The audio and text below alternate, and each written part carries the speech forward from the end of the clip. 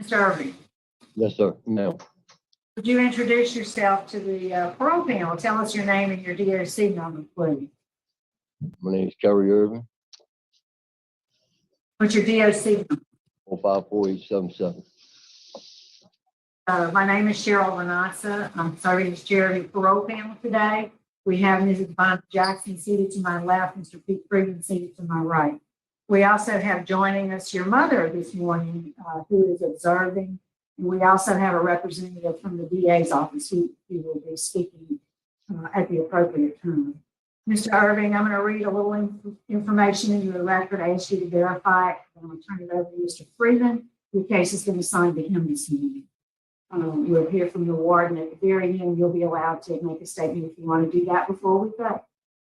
So you are Cary A Irving, DOC number 454877. You're classified as a first felony offender. You were sentenced in Jefferson Parish, May of 2002 for forcible rape. You received a 40-year sentence and aggravated 2 counts, and then 2 counts of aggravated oral sexual battery. You received a 10-year sentence. Those are running, looks like consecutively because your total DOC sentence is 50 years. Parole eligibility was August 1st, 2021. You're not eligible for good time, so your full term date is May 9th, 2051. Mr. Irving, is that information correct? Yes, ma'am. All right, Mr. Freeman.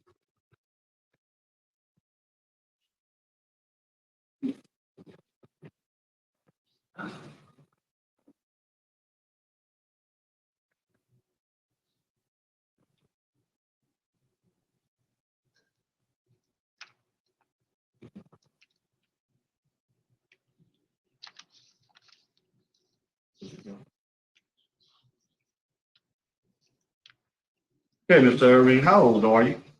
55, And how long have you been in prison? 20 years. Okay. Tell us a little bit about this crime. What happened?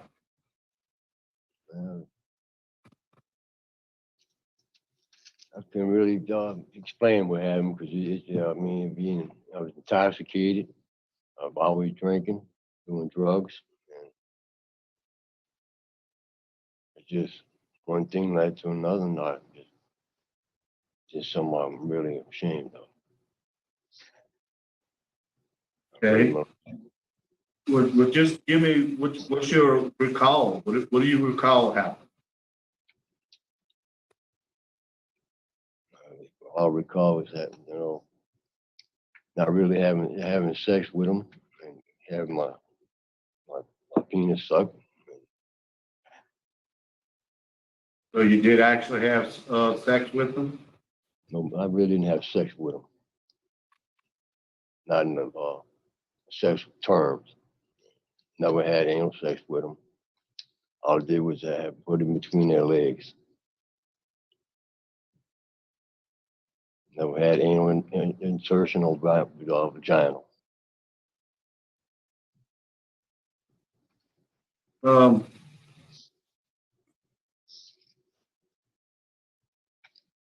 So this was with 2 different children, or this was one? 2. Okay, was this real children or your stepchildren? Original. Children. Okay. You have any contact with these children anymore? No, sir. And I see that you've been on probation a couple times. Yes, sir, I have. One was revoked. You have a driving while intoxicated. And then you had these charges. Do you consider yourself an alcoholic? Yes, sir, I do.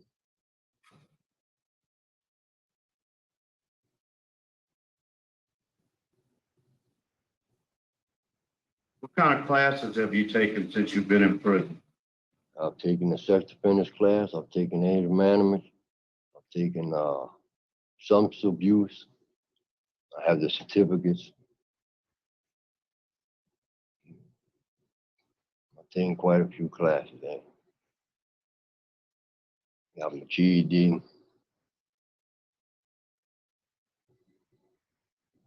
Yeah, did you ever take any inpatient substance abuse long term? Excuse me?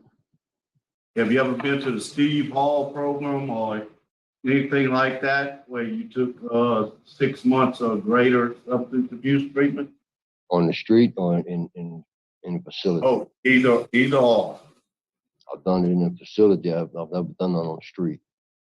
I've been to Joanna Smith Psychiatric Hospital in the Falls. And where? The Falls. Maybe speak up a little bit. Say, hey, speak up a little bit. I'm doing having trouble. Is that a DOC substance abuse facility? No, sir, that was on the street. Okay, how long did you stay in there? Couple years. Stayed there a couple years, Yes, sir. and then when you got out, you went back to drinking. Yes, sir. Yeah, you didn't try to attend no AA or NA? No, sir. What's your educational level? I completed my GED. My educational level on the street was 9th grade. Okay, so you got your GED while you was incarcerated? Yes, sir.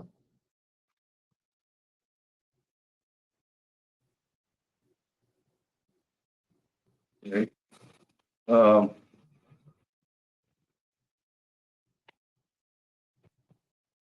What class did you get the most out of since you've been in jail? I got a lot out of my anger management class and out of my substance abuse class.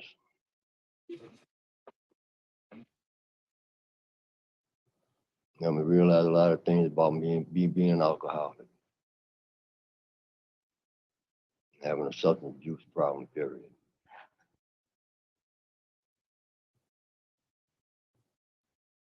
I see you had 14 write-ups, is that correct? Yes, sir. When was your last write-up? In April last year.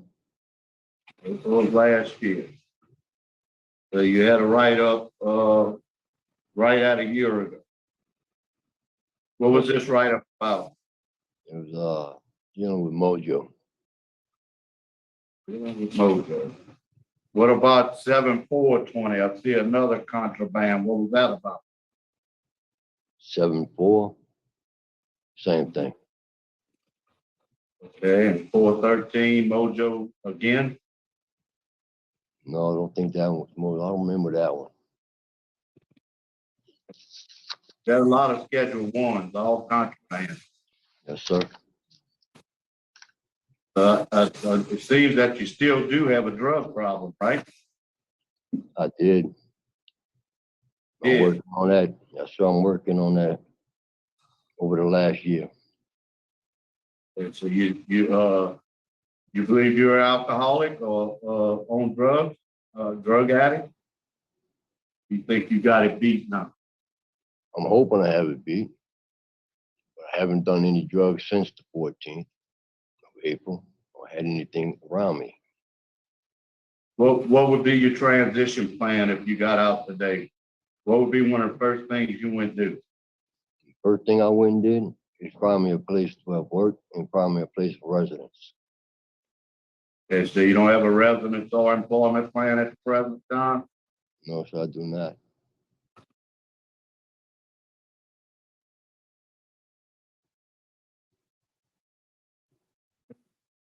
See, you have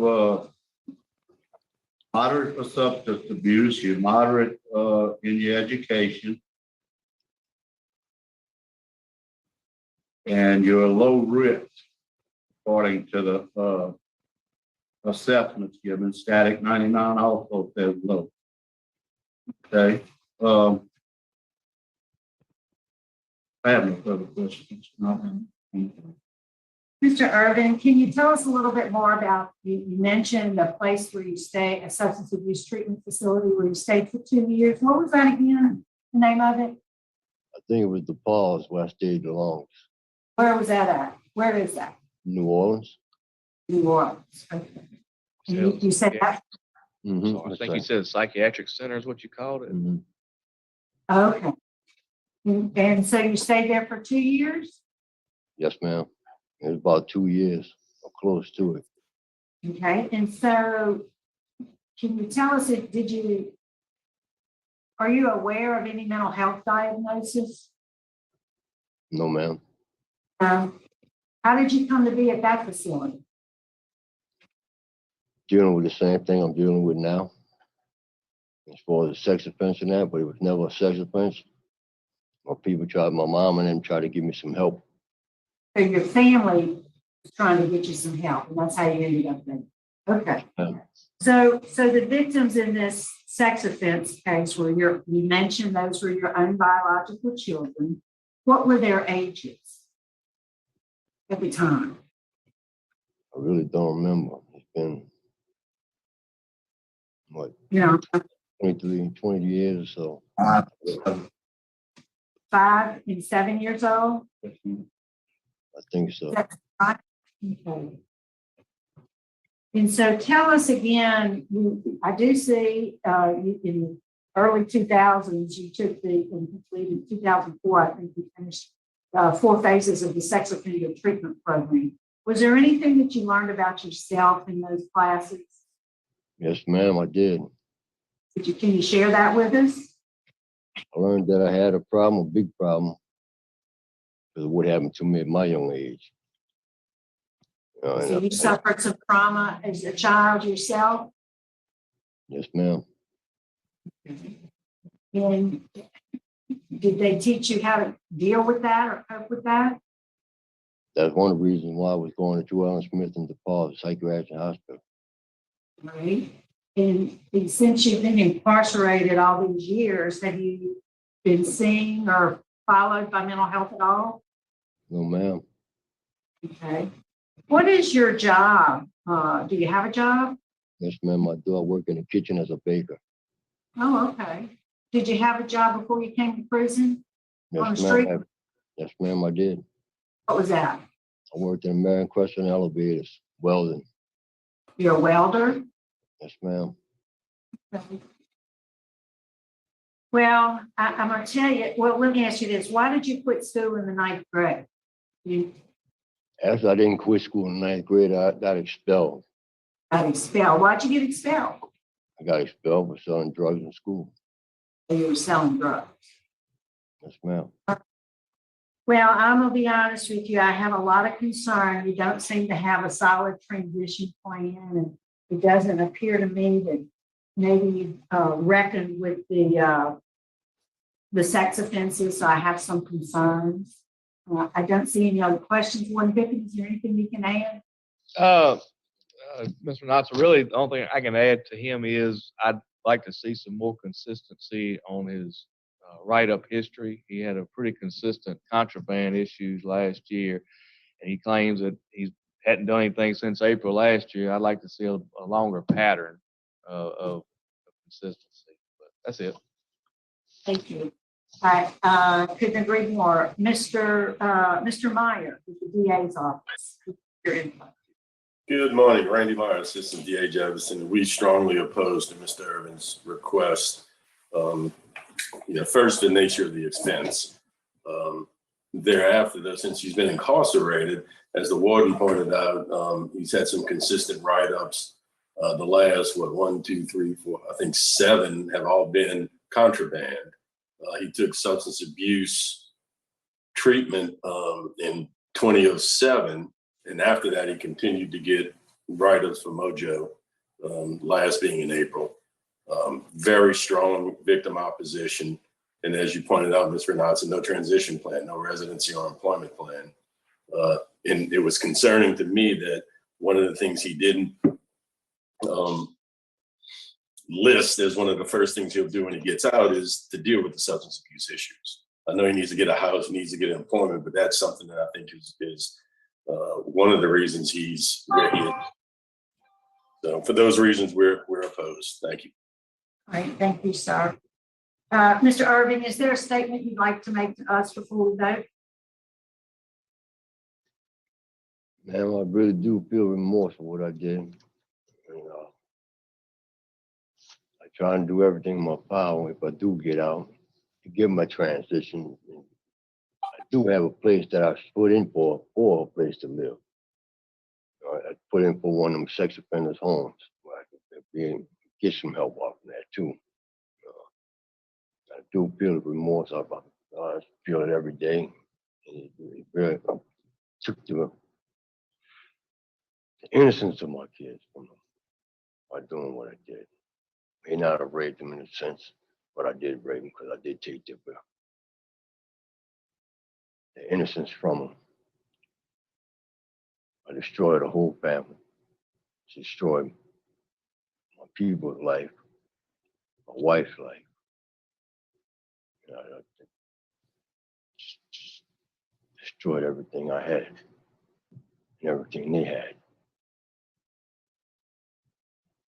When I do anything to help men, what I did, not just to help myself, but to help them understand.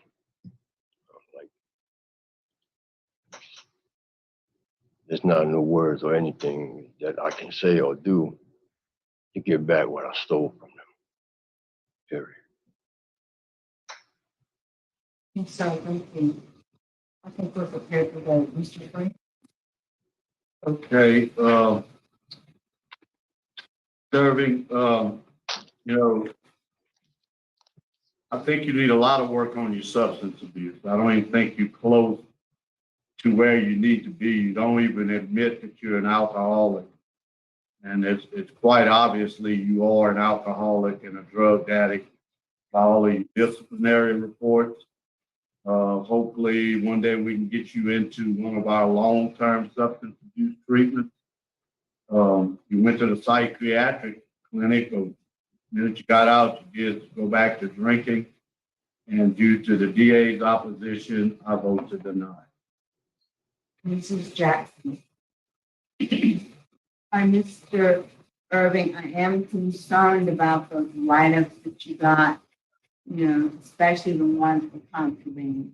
That lets me know that you still got some more work to do in that area. I hear you when you say that you regret and you understand the destruction that your acts have caused, and I believe you're genuine in that. But I think you need some programs. I think you need, as Mr. Freeman said, some long-term substance abuse programming. And you don't have a transition plan. I couldn't help but know that you don't have any family here with you, and I can understand that because of the nature of your crime. But family support is so important, for the support of others in the community is so important if you're going to be successful in getting out. You don't seem to have any family support, you don't have a place to live, you don't have anywhere to work. So you've got some things to work on. So I'm going to encourage you to keep working on those areas. And maybe the next time you apply, things may have gotten better for you. But today my vote is to deny, and just encourage you to keep working hard, all right? Yes, ma'am.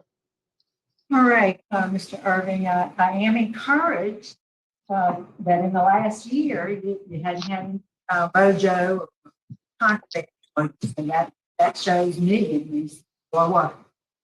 I do believe you have a little more work to do, so my vote today is fine, and encourage you to keep working on yourself and reapplying the team. We need a longer time, as the warden has indicated, where you have consistently followed the rules and no write-ups. Good luck. Yes, thank you. Excuse me, but the reason why I have nobody out there, I have no family out there, because I lost my mom in August. I'm sorry to hear that. I really don't have nobody to really keep work on my stuff out there. I'm trying everything I can. Thank you. Thank you, man. You don't have any family because you took your 5-year-old, you took your 7-year-old, and you derailed their lives. That's why you don't have family, not because your mother died. Roach. the few positives from this hearing, if you want to say that, is he was given 55-year sentence. Thank you, Louisiana, for giving a sentence that actually represents, I mean, I would say life, but 55 years, that's incredible. We don't see that. 2, the assistant district attorney showed up. Thank you, Randy. Now, Randy, he shows up to every hearing in his parish, and other DAs can certainly learn from him. Now, he shows up to cases I don't think he should show up to, but he also has had times when he said, you know what, this person deserves to be free when they do. So you got to give him a lot of credit. I used to yell all the time because I didn't understand that he was only showing up to his parish. So maybe you've seen some hearings where I'm railing on him. I owe him some apologies for that. I think the warden's face, and he's my favorite warden, I think. And there are several really great wardens, but he just has the worst poker face. I mean, if I could play anyone in poker, it would be this warden. But I mean, his facial expressions were kind of mirroring mine. When he was talking, he just had this, when Cary Irving, the cockroach, was talking, the warden just has these expressions that are just pure disgust. And I think this warden, why I say is my favorite warden, he really does seem to care about the inmates. He sits and he talks to them when they're deserving of getting out. He gives them the biggest, these warm hugs, and he seems like genuinely invested. And what's interesting is he also still seems to be genuinely disgusted. Like, even though he's probably been around this for much of his adult life, he seems to still he's not numb to it. And I don't know how someone does that, because even just me doing these hearings, I'm becoming numb to it. It shocks me less and less. I mean, if I would have heard what he said about his children 6 months ago, for sure,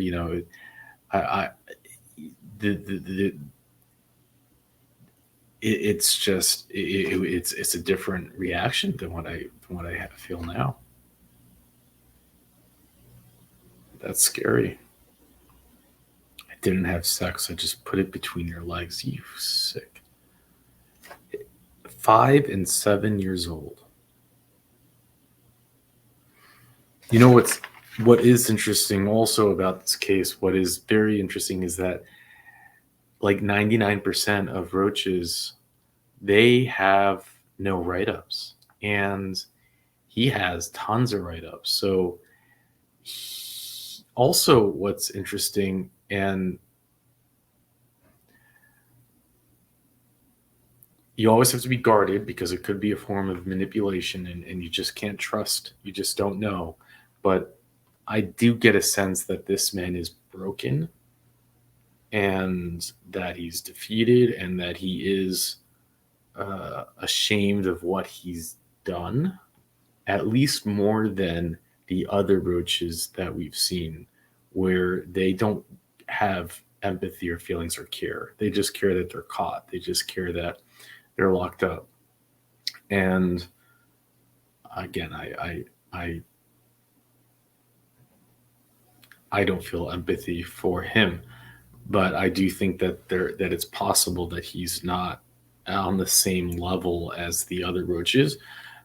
Doesn't change a thing. I think he needs to be locked up for the rest of his life and fulfill his full sentence. But I'm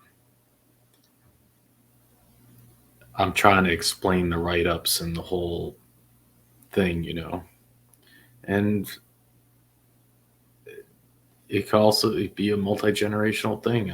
I would not be surprised. Actually, I'd be more surprised if he didn't say that the same thing happened to him as a kid. And I'd be more surprised if it didn't, right? From his own father. And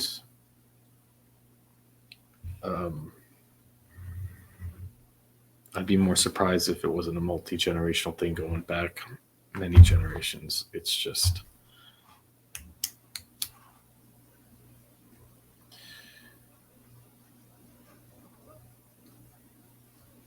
But 2051 is his full-time date. And really, I just pray that he serves all of it, because you need to keep children safe. You cannot take chances. But if you didn't see this stuff, you might not believe it, and that's why we do it. We can't keep our heads in the sand. And with that, I'll let you go.